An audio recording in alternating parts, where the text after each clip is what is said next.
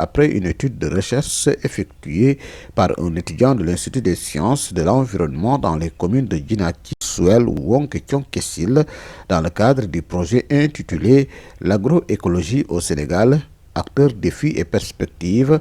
Il a été tenu à Bignona un atelier de partage et de validation des résultats de cette étude. Nous avons travaillé sur 4 communes du département de Bignona.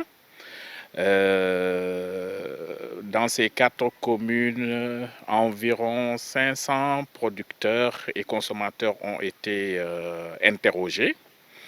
Et l'idée maintenant, c'était que l'on procède à un exercice de restitution, c'est-à-dire l'étudiant qui a collecté les données vient présenter ces données donc à ceux-là qui les ont fournis, donc ces données-là, pour que cela puisse dire si ce qu'il a présenté est conforme à ce qu'ils avaient fourni comme information ou pas.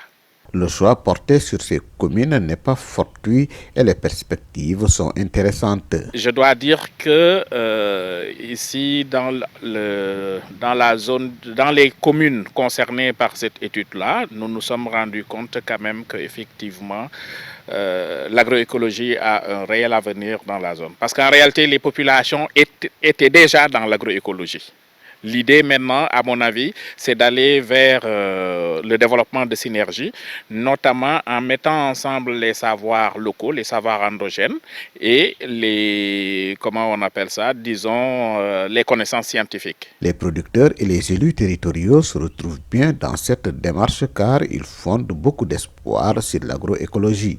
L'impact tiré, c'est qu'aujourd'hui, pratiquement, l'activité agroécologique est une activité très importante pour nous en tant que producteurs, mais également une activité qui contribue très fortement à améliorer l'alimentation que nous consommons.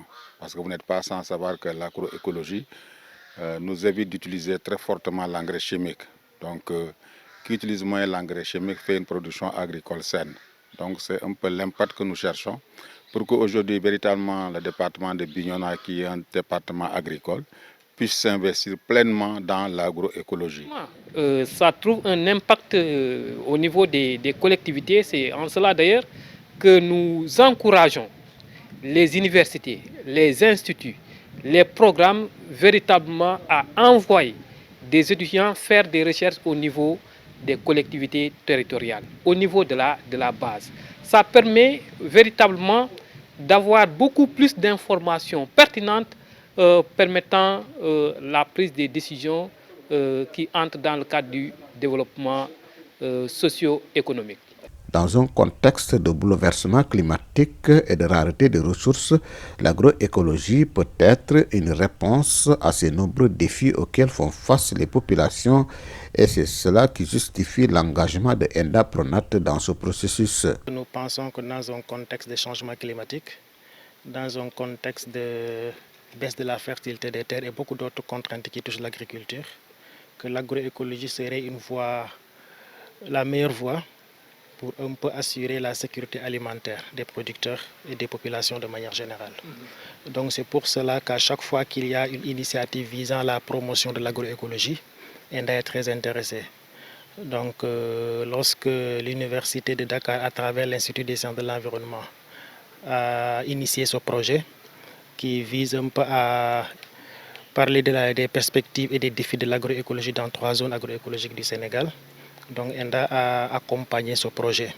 Donc pourquoi? Parce que nous pensons que la mise à l'échelle de l'agroécologie serait une voie pour, comme je l'ai dit tantôt, aider les producteurs et même les communautés à assurer leur souveraineté alimentaire, à vivre décemment et à assurer tout ce dont ils ont besoin en termes de nourriture, mais également améliorer leurs revenus. Les données recueillies sur le terrain et partagées avec les acteurs feront l'objet de traitements et seront analysées pour servir de base à ce qui va suivre après.